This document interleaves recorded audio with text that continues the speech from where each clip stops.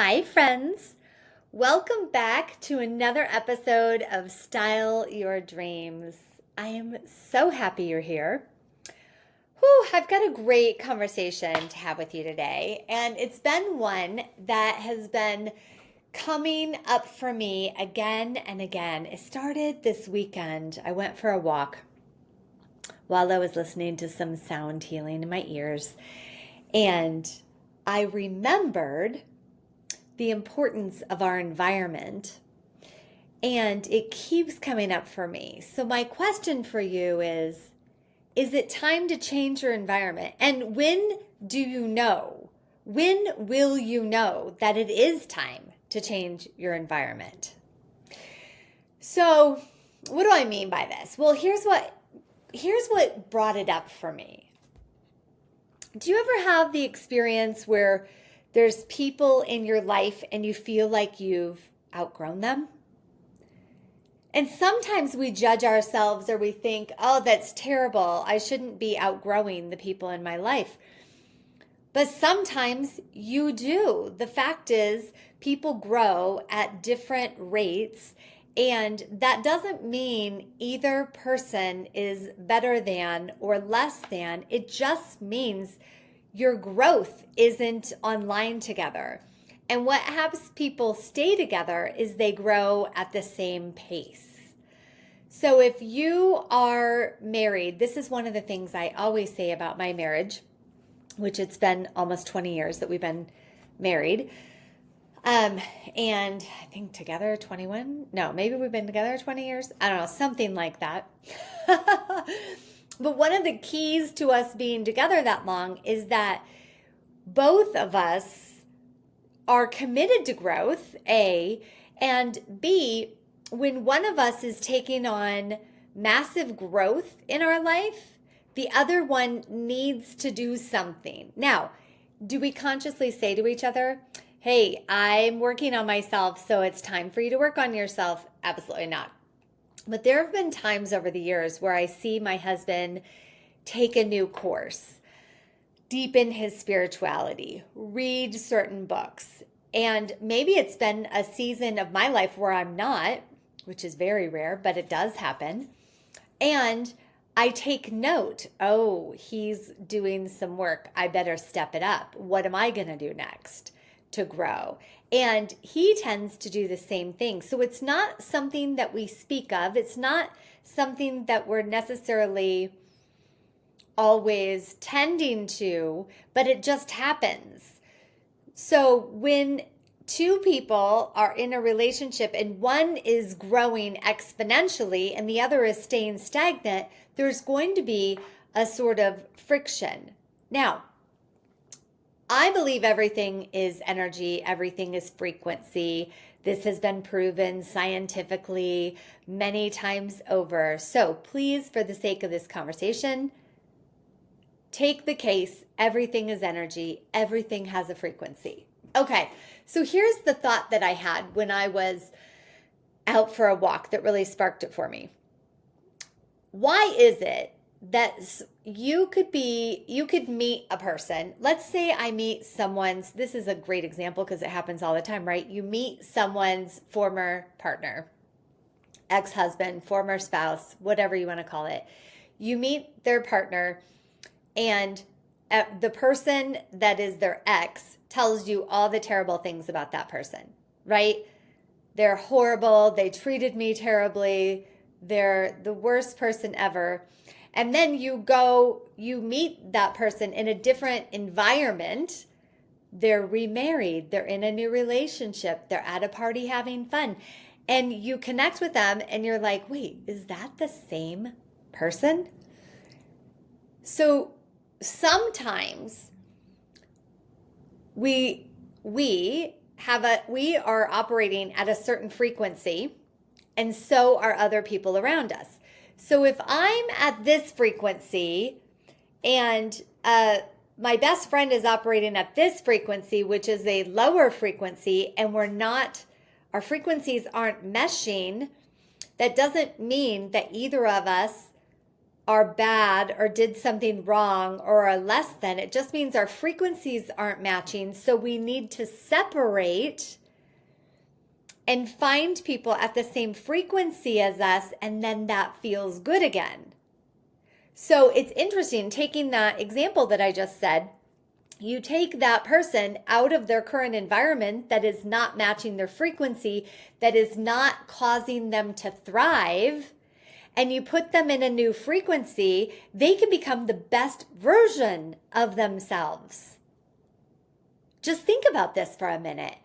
Think about a time when you were in an environment that was not having you thrive, and hopefully you got out of that environment, which we all have. We've all had jobs or friendships or different things in our lives that kind of feels like it's holding us back or suppressing us, that when we've gotten out of that, environment, we can start to thrive again. I remember when I was in high school, so growing up, I grew up in Iowa, and growing up, I was on the wrong path. Probably like late middle school, definitely high school, on the wrong path. I was getting into trouble. I was hanging out with the wrong crowd. I was never going to reach my full potential being in the environment that I was in. And I am so grateful that at that young age, so it was 17 when I really woke up and became aware of this, I became aware of I was never going to live up to my full potential staying where I was. If I stayed in that environment, my path was looking very grim. I'm talking, I had friends that were pregnant in high school. I had friends using drugs. We were sneaking out of the house. We were going to late night parties. I remember this guy giving my friends tattoos in the middle of his living room. No, I did not get a tattoo.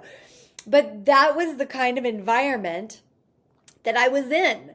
Now, did that make me a bad person? No. Does that make them bad people? Absolutely not.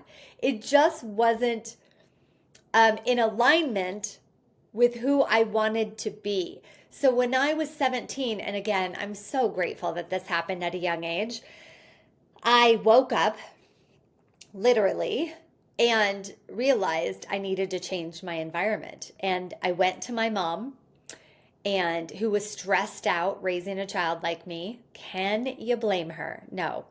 And I went to my mom and I said, Mom, this isn't working for me. I am in a, hanging out with people that are not bringing out the best in me. I'm not being my best self. I wasn't getting good grades. My trajectory was terrible, as I said.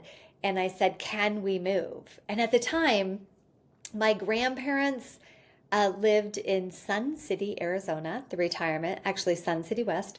And my brother had moved to Phoenix to go to college. So it was perfect for me to say, hey, can we move to Phoenix and start over? I know that I can be a better person. And I couldn't believe it. I was so filled with gratitude. My mother said yes. Are you kidding me? My mother and my stepfather, her boyfriend at the time, but later they got married, they agreed to move with me to Arizona for me to start my life over. And so it was the last month of my junior year of high school that we made the plunge. And I moved and I started a new school, and it was very difficult. I did not fit in. And so I kept to myself, and you know what? I got straight A's. I joined the speech and debate team. I joined DECA, and I had a work release program with school. So I started being an assistant loan processor. I started my career life, and I started to become the person I wanted to be. I was no longer participating in the things that were holding me back in life. Now, do I feel bad that I left my friends behind? A little. And I kind of cut ties, and if you're listening and you were one of my friends at the time and your heart was hurt, I'm sorry. I really am. But sometimes you have to take care of yourself, and that's what I did. And so we moved. I got my life in order and changed my entire path. I would have never become who I am today had I not taken that step or a similar step. But sometimes if you're not living the life you know you're capable of living, if you're not reaching your fullest potential in life, if you're feeling drugged down by something, it could be environment. Now, what are all the things of environment? It could be the job that you're in. Maybe they're not listening to you. Maybe it's not bringing out the best in who you are. Maybe you're not being challenged enough. Maybe you're not surrounded by kind people who love you and support you. If you're in an environment that listens to you in a non-favorable way, you're never going to be able to thrive. You need to be in an environment that supports you. You need people that will be your cheerleaders, that will bring out your greatness. Now, does that mean I'll go quit your job? Everybody, quit your job. No, it doesn't mean that. There may be conversations to have. And that's the uncomfortable part for people. People don't like to have the kind of conversations that make change happen. But when you do have those conversations, however difficult they are in the moment, you're then able to open up your wings and fly. So is a moment of discomfort worth a lifetime of success? I say yes. So can you be the person who can objectively look at your environment and all aspects of your environment and say, is this calling for me to be the best version of myself, or am I weighted down? Am I being pulled down? And when you get the answer, if the answer is that you need to change some things, it's time to change some things. I know recently I was doing this work on myself, and I changed an employee. I changed, there was a group that I was in, and these women were great. And for a while, I enjoyed being with them. And for weeks, maybe even a month, I knew that I could no longer get to where I'm going being in this group with them. And so this week I ended that relationship and created a different group of women. And so in order to be your biggest self now, you have to be willing to look at all of these things. Look at your environment. Look at the people in your life. Be willing to make hard decisions in life. If you look at anyone who's extraordinary or who you would consider extraordinary, they take bold action. A lot of times. Most times. They are not the kind of people who sit by and just let life, wash over them, fly by them, however you would say that.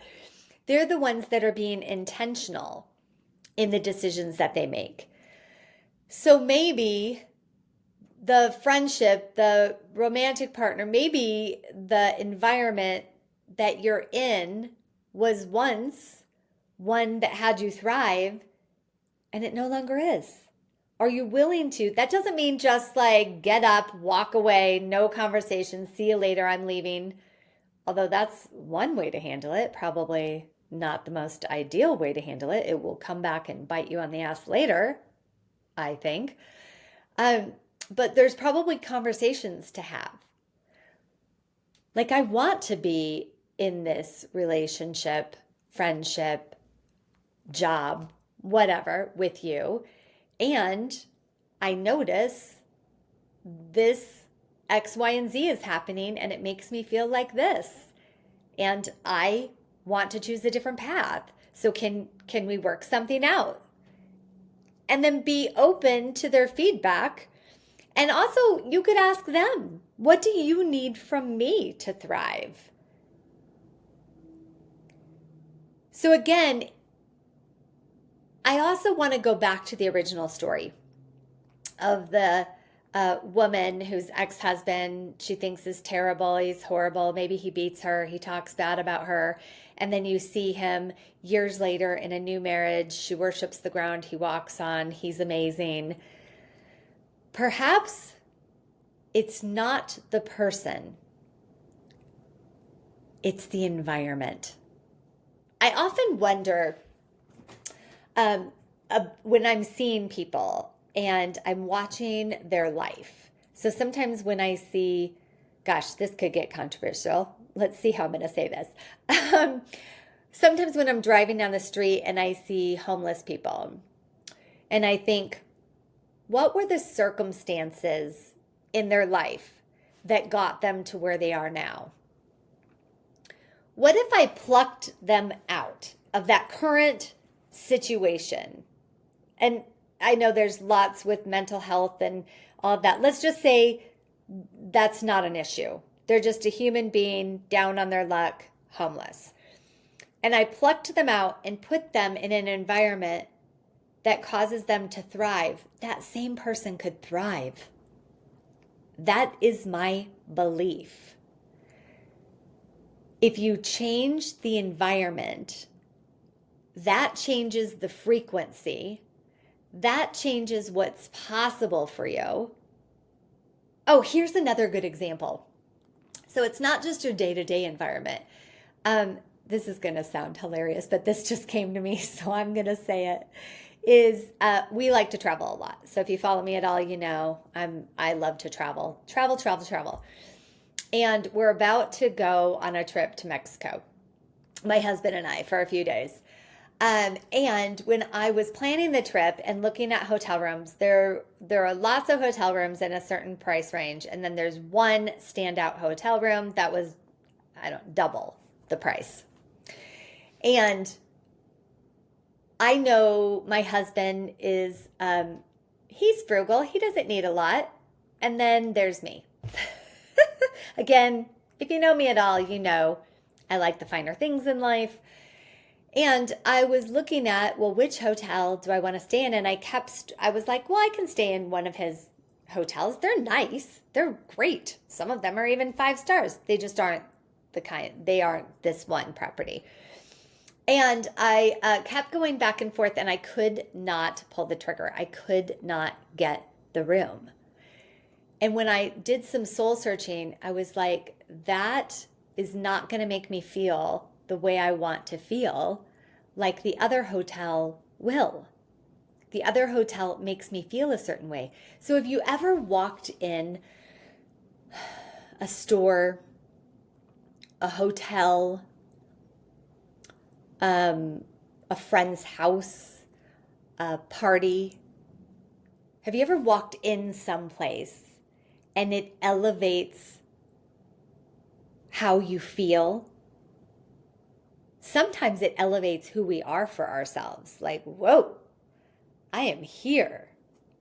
I remember being in, back in the day when my husband and I were we first married or together? I think we were first married, barely first married. And we had no money. I mean, we really didn't have much money.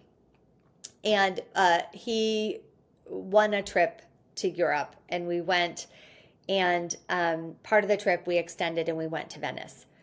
And we found out about this unbelievable hotel. I believe it was called the Hotel Denali. It was like one of the best hotels you could possibly ever stay at in Venice. And I, being the manifester and I knew we were going to create wealth. So I wanted to start acting as if way back then. So I was like, let's go to the Hotel Denali and let's just go get a drink. That's it. Like, go get a cocktail. And so we did one night. And the moment I stepped into the hotel, my entire being shifted. I remember walking into the bathroom and the smells and the music, it caused me to be this different person. It caused me to walk differently.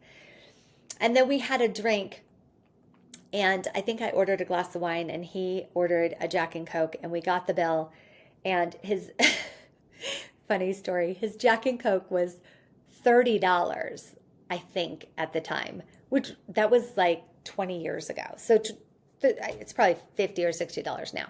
So it was a $30 cocktail, and we got the bill and we were shocked. And then we just started laughing hysterically, because the truth is we got more than that out of this experience. This experience helped us manifest at a whole nother level, helped us bring in wealth, helped us know we are worth it, we are capable, that it's not above us. We learned so much from that one experience.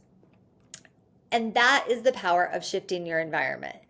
So, have you ever heard that story? I also love this story. People that want to have their dream home or want to make more money, they stay, even if you go to a Four Seasons hotel and hang out by the pool instead of getting a room if you can't afford it. Or people, I know I have a realtor friend, and she says sometimes she will go to these like $6 million, $10 million homes and look around and feel the feeling as though it's hers.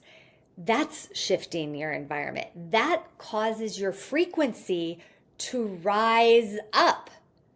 Whereas if all you can afford is a $300,000 home or a $400,000 home or a $500,000 home, and that's all you're looking at, it won't cause you to raise your frequency. I'm not saying buy something over what you can afford. I am not saying that. Use your money responsibly. But there are certain things that will elevate your frequency instantly. Walk in, I don't know, what's stores that I like. I love the Fendi store or the Prada store. And I love how it makes me feel when I walk in and I feel the purses and the leather, and they're so different. That changes my frequency. That also shifts what I'm available for and what I'm capable of in life. So that's my invitation to you. Take a look-see at your life. And if it's not where you want it to be, which most people it's not, if you're striving towards something greater, evaluate if there's a piece of my environment holding me back. What is it, and can I get rid of it? It may be an old couch that you know has rips on it, and you know you need to replace it, and you're holding on to it. That's a terrible example, but get rid of it. Oh, one thing that I'm about to do, which this is on my to-do list. I look around my house, and I have a beautiful house, but I look around it and some of the walls have scratches because we've lived here, 8 years. And normally people wait to paint until they're moving, right? And I'm like, oh, we need to hire someone to come repaint. And so our house looks fresh and brand new again. I'm not going to wait until I move. I'm going to feel that feeling now. And then if we move, great. But these things will elevate your frequency right away. So look in your environment, see what can you shift, what can you alter, what's going to raise your frequency, raise your vibration, have you be more of the person you're here to be, and shift some things. Have the courage to shift some things. So that's my little dare for you, if you will. It's time to take a step in the direction of the life that you want. So I invite you to take that step. Okay, and I would love to hear in the comments what step you're taking, how I can support you. And if you love this podcast, please give me a 5-star rating, share it with your friends, subscribe. And lastly, I'll leave you with, I have space on my calendar for only two new one-on-one clients for coaching and energy work this month. And I would love it for it to be you if you feel in alignment with that. So reach out. There'll be a link in the show notes telling you how to get on my calendar to see if we're a match.